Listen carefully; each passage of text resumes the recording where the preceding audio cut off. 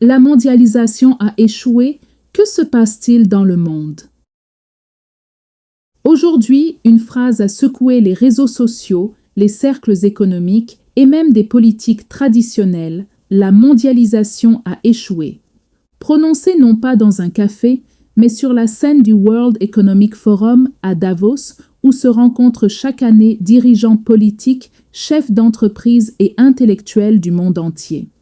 Ce n'est pas seulement une déclaration polémique, c'est le signal d'un débat profond qui traverse sociétés, citoyens et élites politiques depuis plusieurs décennies.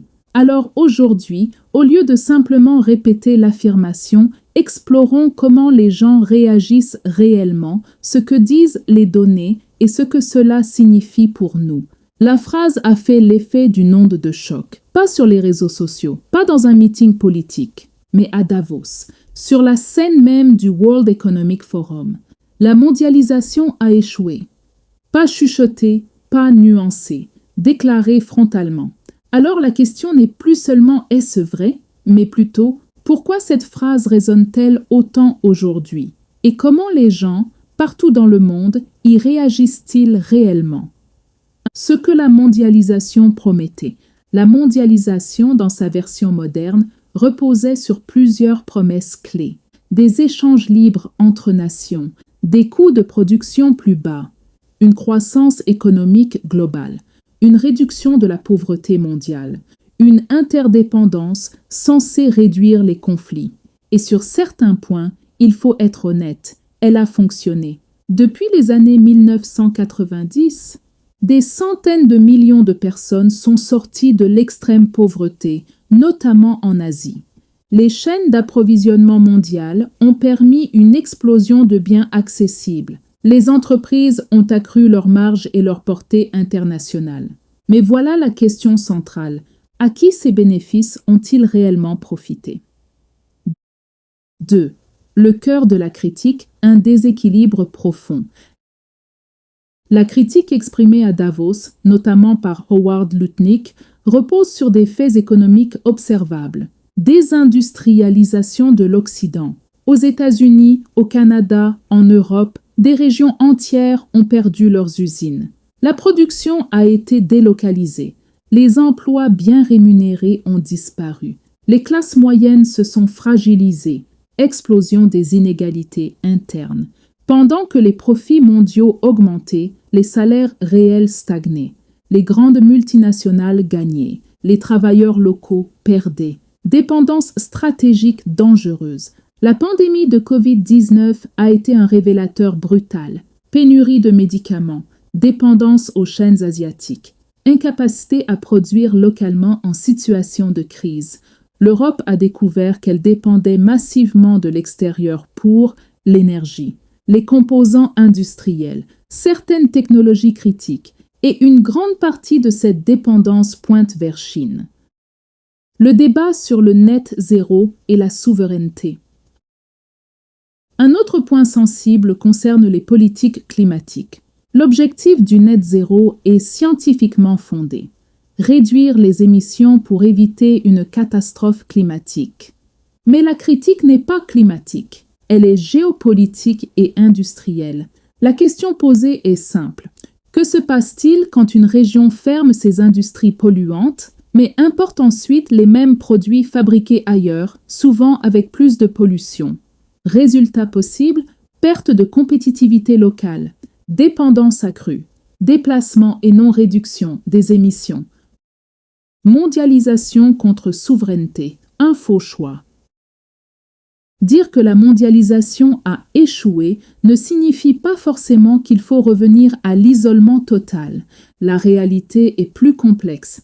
Ce que beaucoup de pays réclament aujourd'hui, ce n'est pas la fin des échanges, mais un rééquilibrage, une relocalisation stratégique, une protection minimale des secteurs vitaux, énergie, santé, alimentation, technologie. En d'autres termes, une mondialisation avec des garde-fous, une ouverture qui ne détruit pas la souveraineté nationale. 1. Ce que ressentent les populations aujourd'hui. Commençons par les faits, pas les opinions, pas les slogans. Selon un rapport international publié par Edelman basé sur des enquêtes menées dans 28 pays, plus de 60% des citoyens estiment que les gouvernements, les grandes entreprises et les institutions mondiales travaillent davantage pour les élites que pour les citoyens ordinaires. Ce sentiment est particulièrement fort en Europe occidentale et en Amérique du Nord. En France, par exemple, moins d'une personne sur 10 pense que la prochaine génération vivra mieux que la précédente.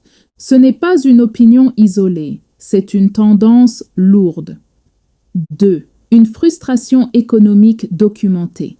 Toujours selon des données relayées par Reuters, une partie croissante de la population, en particulier chez les 18 à 34 ans, estime que les règles du jeu économique mondial ne fonctionnent plus en leur faveur. Certains chiffres sont alarmants. Près de 40% des personnes interrogées considèrent que des actions radicales peuvent être justifiées pour provoquer un changement économique ou politique. Quand un système génère ce niveau de colère, ce n'est plus un simple débat théorique. 3. Le sentiment d'abandon industriel. Dans de nombreuses régions occidentales, la mondialisation est associée à un mot très concret: délocalisation, usines fermées, emplois perdus, villes industrielles vidées de leur dynamisme. Pendant ce temps, les bénéfices ont augmenté, mais pas toujours les salaires. Cette fracture alimente un ressentiment durable contre ce que beaucoup perçoivent comme une mondialisation déséquilibrée. 4. Le climat, le net zéro et la confusion. Un autre point cristallise les réactions: les politiques climatiques. Attention, le problème n'est pas la science climatique. Le problème pour beaucoup de citoyens, c'est la cohérence économique. Quand une région ferme ses industries polluantes, mais importe ensuite les mêmes produits fabriqués ailleurs, avec plus d'émissions, moins de normes sociales et une dépendance stratégique accrue, alors le doute s'installe. 5. Ce que disent les économistes. Ce malaise n'est pas nouveau. L'économiste Joseph Stiglitz, prix Nobel d'économie, critiquait déjà dans les années 2000 la manière dont la mondialisation était imposée. Selon lui, certaines politiques commerciales mondiales ont aggravé les inégalités au lieu de les réduire. Un autre économiste, Danny Rodrik, a formulé une idée clé. On ne peut pas avoir en même temps une mondialisation totale, une souveraineté nationale forte et une démocratie pleine. Il faut choisir. Et ce choix, aujourd'hui, les peuples veulent y participer. 6. Alors, que signifient ces réactions? Non, la mondialisation n'a pas disparu. Les échanges existent toujours, les flux financiers aussi. Mais la mondialisation sans limite, celle qui promettait des bénéfices automatiques pour tous, est profondément remise en question. Conclusion, à vous la parole. Alors la vraie question n'est pas « la mondialisation est-elle morte ?», mais plutôt « a-t-elle été mal gérée ? A-t-elle oublié trop de gens en chemin ? Faut-il la réformer ou la repenser entièrement ? Et vous, qu'en pensez-vous ? Dites-le en commentaire. Le débat est ouvert. Merci bien de bien vouloir vous abonner à notre chaîne et d'aimer la vidéo. Merci et à très bientôt.